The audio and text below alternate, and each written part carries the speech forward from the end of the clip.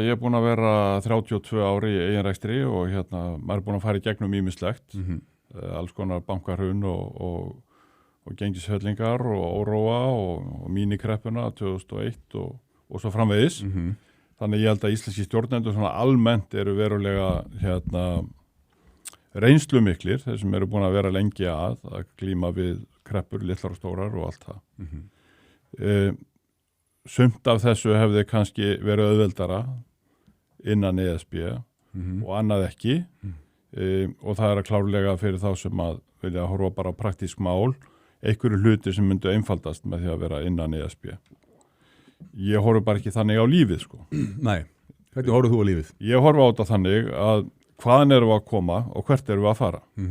Og eins og ég hef nú sagt ofta áður, Ísland var í þeirri stöðu fyrir 70 árum síðan að vera eitt fátækasta ríki í Evrópu og við áttum alla hér fyrir mat og lifðum svolítið á því að plokka kanan upp á flugvelli og svona eitt og annað sem féll til og núna 70 árum setna erum við eitt ríkasta land í heimi og hér er mikið velmegun og hæstu laun í Evrópu og bullandi hagvöxtur búin að vera í mjög langan tíma og það sem kannski mestu skiptir hér eru gríðarleg tækifæri til framtíðar.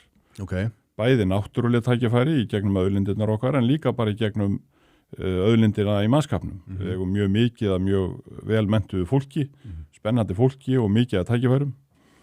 Þannig að svo hugmyndafræði að við þurfum núna að storma inn í bandalag gamallega þjóðríkja sem eru flest öll á niðurleið, sem er stút fullt af skuldum og vandamálum, alls konar vandamálum, fjölbreyttum bæði félagslegum og pólitískum. Ég bara eitthvað skrýtnasta hugmynd sem að ég hef heyrt. Þessi félagslegu vandamál snúast mikið innflutning og mismunandi þjóðabrót inn í ríkjum. Það er svona trúakrettur, trúarerjur og átök, en stæðsti vandi Evrópusambandsins er svo sami og í mörgum öðrum löndum og það er skuldavandi. Flest þessi ríkir eru rekin með miklum halla. Það er ekki alveg vita hvernig við ætla að fjármagna þennan halla. Evrópski seðlabankinn á ekki aðstoða þau en er aðstoða þau. Og við erum svo sem að snerta þessu sjálfu Íslendingar. Við erum búin að vera of mikið í hallarekstri hér og safna skuldum. En skuldir Evrópuríkja margra í lífeyrisskuldbindingum eru slíkar að þær verða aldrei greiddar. Og hvað þýðir það? Geta þessi ríki svona faktist bara farið á kúpuna? Já, ég held eins og til dæmis Frakkar sem eru með yfir 400% af þjóðarframleiðslu í framtíða skuldbindingum og fjármögnuðum geta aldrei greitt þetta og hver einasti forseti sem er komast til valda hefur reynt að breyta reglunum og lögunum og lengja lífeyris aldurinn og hvernig við byrjar að taka lífeyri og allt þetta og þetta er alltaf fellt og það verður alltaf óerðir og allt verður vitlaust. Þannig á einhverju tímapunkti kemur að skulda dögunum. En virkar ekki svona með svona þjóðríki eins og Frakkland, bara eins og var stundum sagt stóra banka að þeir geta verið too big to fail, bara það eru of stóri til að þeir geti fallið. Jú, og ég held að það við þarna og þessna held ég Evrópski seðlabanki muni sogast inn í þetta og verið fenginn til þess að leysa þetta og byrðunum verið dreift innan Evrópu þannig að alla þjóðir þurfa að taka á sig eitthvað hluta af þessum skuldum. Það er mín skoðun. Og svo talar innflutning á fólki. Lítur á innflytjenda stefnu Evrópusambandsins sem sjálfstætt vandamál? Hún var það ekki, en þegar að straumurinn var svona gríðalegur að Ítalía var bara nánast óstarfhæf, Grikkland gríðalegum vandræðum, að þá er alveg ljóst að það þarf bara að herða reglur og með einhverjum hætti tryggja það að þjóðríkin geti starfað eðlilega. Og það verðist ekki vera mikill vilji til þess? Það var mikið kjarkleysi. Ég held að sé að fæðast víða kjarkur og ríki sem að hafa tekið mjög sterka afstöðu í þessu eins og Pólland og Ungverjaland, þau standa bara betur innbyrðis heldur en önnur ríki sem að letu þetta yfir sig ganga og ég hef heyrt frá nokkrum kunningum mínum út í Evrópu að þeir telja bara að stríðið sé tapað og það samfélag sem að þeir byggðu upp og fættust inn í það sé bara tapað til framtíðar. Það verður ekki hægt að snúa því við. Það eru margar borgir í Evrópu sem það er illmögulegt að sjá hvernig það er hægt að snúa við þeirri svona líðfræðilegu þróun þar sem að erlendir ríkisborgarar og önnur menningar áhrif hafa bara komist í meirihluta. Já, ég held að það sé alveg rétt evrópsk menning á undir högg að segja, það alveg klárt. En ef við snúum okkur aftur að sko bara evrunni per se, því að þú segir að það gæti margt verið einfaldara í rekstrar umhverfi ef maður með mynt eins og evruna. Sko, ef við tökum það bara út fyrir sviga, þú veist, væri Ísland betur sett, sko, ef við værum með annan gjaldmiðil án þess að þurfa að ganga inn í eitthvað annað alþjóðalegt ríkjabandalag? Svarið því held ég augljóslega já og nei. Því eru kostir fylgjandi að vera með alþjóðlega mynt sem getur farið hvert sem á skiptinni og hún með alþjóðlegt verðgildi og við getum ekki sjálf haft nein áhrif á verðgildið. Þannig að þetta henda mörgum að hafa svona mynt.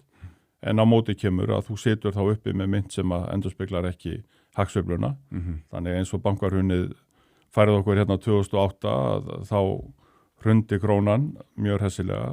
Það var til þess að Ísland var paradís ferðamanna og við risum hratt bara okkur 3 árum úr öskustóni í bara bullandi hagvöxt. Og þú vegur og metur þessa eiginleika að þetta sé miklu verðmætara að hafa eigin gjaldmiðil upp á þetta, að geta brugðist við hagsveiflum. Það sé verðmætara heldur en að vera með stöðuleika. Já. Og ég nú bara svo gamall að sko, mér finnst bara spennandi að standa á eigin fótum. Og þau eru ekki alltaf að rétt upp hend og segja, heyrðu, hvað getur þú gert fyrir mig? Mér finnst bara mikilvægt að fara bara á árarnar sjálfur og róa þá aðeins hraðar sko, þegar það mótundur sko. Þannig að sko, mér finnst þessi söngur núna ESB aðild vera svolítill söngur það að þetta svo erfitt og það verðbólga, það háu vextir. Við getum farið yfir það akkur þeir eru sko, en hérna, hver ætlar að redda þessu fyrir mig? Að ég ætla ekki að gera það sjálfur. Þið ekki bjarga okkur. Já, hver kemur að bjarga okkur? Kemur bara hérna með einhverja lága vexti og þá verður ekki verðbólga og þá bara verður lífið alveg geggjað sko. Og þú lítur svo á að það sé bara óþarfa uppgjafar. Þetta bara sýndaveruleiki sko. Þetta verður aldrei svona. Það er svolítið stór þáttur í málflutningi jásinna að það verði allt ódýrara með því að ganga inn í Evrópusambandið. Já. Ég held að það sé ekki rétt nema við gerum þá forsendubreitingar. Verðlag á Íslandi endurspeglar kostnaði við það að búa hérna. Ef þú horfir á bara til dæmis leiguverð og fasteignum, vel staðsettum fasteignum í til dæmis smásölu mörkuðum, bæði verslunum miðstöðum og góðum smásölustöðum, gríðarlega hátt og bara jafnast á við það dýrasta í Oxford Street eða annar staðar, þar sem milljónir manna ganga niður göttuna allan daginn. Laun eins og við höfum sagt eru þau hæstu í Evrópu og það mjög margt hér innanlands sem kostar mjög mikið og dýrt og allt endurspeglas þetta síðan í verðlaginu. Við getum auðvitað mjög auðveldlega bara lækka laun verulega og lækka vöruverð verulega. Það bara vill það enginn.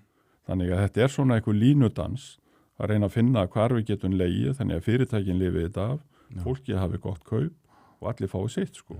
Við erum svolítið að teygja lopansamt sko. Ég held að stóru fasteignafélögin til dæmis sem eiga þessi dýru húsnæði, þau hafa þurft að gefa eftir núna á undanförnum mánuðum leiguverð að það engin leigutæki sem lifir af í of dýru húsnæði. En þau eru að samanskapi að fá lánað mjög dýrt fjármagn. Já, þau fjármagna sig sýnast mér að stóru leiti í verðtryggðum krónum, þannig að þau treysta á að fasteignaverð hækki og borga þá lægri vexti, en þau eru með mun lægri fjármagnskostnað heldur en aðrir fá á þessum markaði, því að þeir eru það stórir og eru skráðir á markað. En þannig að þú heldur hreinlega til þess að Egill Helgason geti farið að sjá maturverð á Íslandi eins og það í súpermörkuðum á Grikklandi að þá þurfur hreinlega launin hér að lækka. Já. Þá hættir hann að sjá allt miklu ódýrara á Grikklandi. Það að hann fer að heimsækja þar. Já, sko, ef ég man rétt þá held ég að sko lágmarkslaun í Portugal séu 600 eurur á mánuði og mér var sagt af einu vinnu mínum að svona algeng laun í spænskum stórmarkaði að svona kaupir í matinn 1200 eurur á mánuði eða 200 krónur og þetta ólíkt því sem við erum að greiða hér í laun og kjör og fólk á evrópskum vinnumarkaði sko í stórum stíl hefur ekki efni á að kaupa sér fasteignir og hefur aldrei haft. það leigir ódýrar eignir og alla ævi í leiguhúsnæði. Íslendingar hafa haft hann metnað að reyna að koma sem flestum í eigið húsnæði. Það hefur gengið býsna vel. Það aðeins erfiðara núna heldur en kannski á einhverjum árum áður, en það mun líka líða hjá. Já, þetta er sveifla. Já, þetta er sveifla. Og menn verður bara þolinmóður og því færri sem kaupa núna, því minna hækka fasteignir. Það er alveg klárt. Og við sjáum að fasteignir sem við verðum að selja núna að seljast með aðeins lægra verði heldur en ásettu verði og það eru góða fréttir. Það þýðir að þá kaupandamarkaða núna. Þannig að þetta mun jafna sig. Ég kvíði því ekkert. Okkar framtíð björtust á meðan við stöndum á eigin fótum. Það er alveg klárt. Og mér finnst þetta var ekki einhver ungu maður, Kristján held ég hann heiti, sem að sagði svo skemmtilega að þegar að gervigreindin var að komast á koppinn, að þá sögðu Bandaríkjamenn, þetta er hrikalega spennandi. Við skulum fjárfesta í þessu. Setjum bara allan okkar kraft í þetta, þróum þetta. Og Evrópa sagði, þetta er hrikalega hættulegt. Hvernig í fjandanum getum við komið böndum á þetta? Og þetta er svona bara sjónamiðin, sko. Og þetta eru ríki sem mun ekki leiða þróun í heiminum. Það mun önnur ríki gera. Og það þarf ekki að segja þér um þróunina í Kína eða Asíu eða í Bandaríkjunum, sko. Það er bara allt á flegiferð nemi í Evrópu. Það er ekkert á flegiferð. Umræðan er oft verið svo að það sé útgerðarmenn sem standi harðast gegn aðild Íslands að ESB. En það er engin sem myndu græða meira en íslenskir útgerðarmenn á því að gangi í ESB. Þá myndu falla niður allar hömlur á kaup og sölu á hlutabréfum í útgerðarfyrirtækjum. Sum þessi félög eru í dag 100 til 150 milljarða virði. Það er engin kaupendur á Íslandi. Það eru svona dýr félög. En það fullt af þessum kaupendum mellendis. Vermiðin á það myndi hækka verulega ef það kemur fleiri kaupendur á borðinu. Alveg klart. Já. Þannig að það er engin sem græði meira en útgerðin á því að gangi í ESB. Já. Af því að hún gæti kassað út verulega og bara hætt þessu streði og farið bara. Hætt að halda upp í vinnu allt í kringu landið og svo framvegis, sko. Og þessu tengt, sko, það er heldur ekkit allir sem að horfa á þessi ESB-mál sem átt að segja því að íslenska efnahagslögsagan 200 mílurnar breytist í 12 mína lögsögu við inngöngu. Hún gerir það? Já. Að því að ESB tekur yfir stjórnina á lögsögunni. Þetta verður European Waters, íslenska lögsagan og þeir stjórna þá málum þar og komast þannig að þessu heimskautaráði og öllu þessu. Það skiptir ESB mjög miklu máli. En þau vilja nú meina að þau hafi vilyrði fyrir því að við fáum sérstakar undan þá er varða sjávarútveg og þá örgulega varandi þessa lögsögu. Já, við getum örgulega fengið einhverja tímabundnar undan þá varandi fiskveiðarnar. Fáum enga undan þá eitthvað því að þetta verður European Waters leiðofurinn gengin inn. Þá þetta bara evrósk lögsaga og henni að stjórna frá Brussel. Og ég skil bara ekki hvernig fólki dettur þetta í hug, sko. Þetta svip og ég heyrði á einni kaffistofun daginn, sko, að sagði, þannig að fólk var að ræða þetta ESB og sagði, ef það kemur nú bara maður til þín og segir, ég til að kaupa konuna þína. Ég borgaði bara 5 milljónir fyrir konuna. Og maður segir, ég ekki þór að selja konuna mína, hvaða rugl er þetta? Heyrðu, ég borga bara 100 milljónir fyrir þessa konu. Ég líst til á þessa konu. Og þá maður allt í einu fann að hugsa sin gang, 100 milljónir, það er nú rosalegu peningur. Mér finnst þetta að vera svolítið ESB sinna mótilið.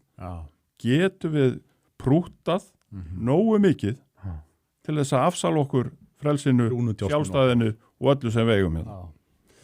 Og það er eins og lýsir með sjávarútveginu, það fólk geti kannski séð svona sambarilega mynd eins og þegar sjávarútvegurum var að þróast eftir að kvótakerfið að setja á að þá náttúrulega, og það hefur mikið verið grátið í gegnum tíðina að svona sagt, útgerðir þjöppuðust saman og þá kannski var í einu bæjarfélagi útgerð sem var lögð niður af því að stærri útgerði í næsta plássi giftana. En það er þá þannig hreinlega að stór evrósk fyrirtæki myndu kaupa stóru útgerðarnar hér og þær myndu leggjast af. Það er bara rétt eins og það er bara miklu stærri skala að við myndum missa þetta ekki úr einum vogi yfir í annan, sko, heldur bara frá Íslandi til Evrópu. Já, vinnsla myndi bara hverfa yfir til Evrópu, það sem markaðurinn eðlilega, launilari og styttra á marka og svo framvegis. Þannig að þessi starfsemi sem á landsbyggðinni í dag myndi öll leggjast af. Það er eiginlega bara gefið. Það er eiginlega alveg gefið, já. Ég held að maður þurfa að vera dálítið blindi til að sjá það ekki. Já. Þannig að mér finnst allt þetta ferðalag mjög skrítið og gengur einhvern veginn út á svona einhverja pólitíska stórddrauma eitthvað stórríki, sko. Ég held að framtíð heimsins sé miklu betur borgið með smærri ríkjum, meiri sérhæfingu, meiri þekkingu, færa þekkinguna til fólksins, ekki færa valdi frá fólkinu. Þannig að, sko, ég finnst ekki rétt í þessu ferðalagi sem við erum á. Það eru 27 ríki sem mynda Evrópubandalagið. Það í gildi stjórnarskrá í bandalaginu, það samningur allra þjóða og frá engu verður vikið í slíku samningaviðræðum við Ísland og við munum fá örugglega einhverja tímabundnar undanþágur, þar sem við fáum 3-4 ár til þess að aðlaga okkur og taka upp þær reglur og það stjórnkerfi sem að Evrópubandalagið kallar á. Já. Og við erum ekki að fara að fá neitt ókeypis og það verða engin sælgætis tilboð, sko, til okkar sem aðrir hafa ekki fengið. Það verður líka passað af öðrum löndum, sko. Þú vilt meina að allt tal samningaviðræður í sjálfu sér þýðir ekkert nema bara semja aðlögun og svona einhver tímabil sem að verður sem ekkert ekki frá stóru heildamyndinni. Já, við getum útskýrt einhver mál og sem að ekki á borði Evrópusambandsins, eins og bara ef við tökum eitthvað dæmi þá var það til dæmis hvalveiðar. Það engar Evrópuþjóðir að veiða hvali nema við og þeir myndu kannski gefa okkur eitthvað slaka með það og segja bara ok, þeir bara ráðu þessu máli sjálfur og þá eru komnar þessar undanþágur sem að Þorgeir er að tala um. Við séum konar með einhverja varalegar undanþágur en það mun í engum málum sem skipta einhverju efnislega fyrir okkur verða gefin eitt eftir. Við erum að ganga inn í full móta samband og það gerum við bara með opin augu og tökum þeim kostum og göllum sem því fylgir. En, sko, mér finnst vont í rauninni þessi efnislega umræða það hvort að við getum komist hjá einhverju reglum. Við erum óskættir inngöngu ef við segjum já í Evrópusambandið og bara ganga að þeim reglum sem þar gilda og að vera að segja við Evrópusambandið, við erum nú til í að kíkja aðeins, sko, á ykkur, sko, en við erum alls ekki til í allt sem þeir eru að bjóða, sko. Þeir eru nefnilega ekki að bjóða neitt, sko. Þeir eru bara að bjóða aðild. Og og við erum bara að sækjum hana. Og við erum bara að sækjum hana og segjum bara já eða nei 29. ágúst við því. Og svo bara verður slagurinn það hvort að stjórnarskráin haldi og svo framvegis. Þetta er ekki slagur sem að klárast 29. ágúst. Alls ekki. Ef það kemur nei, þú veist, þá fáum við frið frá þessu í einhver ár. Ef það kemur já, þá fer eitthvað ferli í gang og slagurinn stendur þá stjórnarskrána og framhaldið. Þannig að já, ég er bara svo hissa og fólk skuli velja sér þennan slag og ég fekk álit á Kristrúnu þegar hún sagði fyrir kosningar, þetta er ekki á dagskrá, þetta er ekki áherslumál, þetta mun skipta þjóðin upp í fylkingar, allt hefur ræst og hún setur svolítið upp með sáttabjötur að hafa samið af sér við Viðreisn í þessu máli og á einhverjum tímanbúndi þarf hún bara að hrista þetta af sér held ég, sko. En aftur ef við gefum okkur að þess að sagt þið nei að hvað myndir þú sjá fyrir þér að þið mikilvægasta verkefni ríkisstjórnar eftir að þessu máli komið frá í núverandi efnahagsástandi hvað ætti að byrja? Hver eru helstu verkin? Já, mínum að þetta ætti Kristrún og Daði að setjast niður með vinnumarkaðnum og Seðlabankanum og varða leið að stöðuleika minni verðbólgu, lægri vöxtum sem er mest í lífskjara bati sem Íslendingar geta fengið til skemmri tímaliti. Gefa sér svona cirka 2 ár, það getur vel verið ríkið þurfa að taka á sig einhverjar byrðar til þess að ná þessu fram. En hagsmunirnir eru bara svo miklir að það eru byrðar sem allir eru til í að deila inn í framtíðina. Þetta held ég er hið stóra mál sem þarf að gerast. Þetta gerist nefnilega ekki að sjálfu sér. Það er svo margir að halda það. Sjáum hvernig næsta mæling verður. Þetta gerist ekki að sjálfu sér. Það þarf að taka í taumana. Og það er alveg satt sem þú segir, menn það er alveg ljóst að stærsta lífskjara bótin okkar bara að fá lækkaða vexti og verðbólgu. Og ef okkur tekst það, þá er ekkert land í heiminum sem að hefur það betra heldur en við. Það er þannig. Fólk sem er að borga í dag 9% vexti á óverðtryggðum lánum upp á kannski 40 milljónir, það munar hverja einustu prósentu í þessu. Þetta eru rosalegar upphæðir í heimilisbókhaldinu. Þetta er langstærsta hagsmunamálið. Og svo koma verðtryggingunni frá.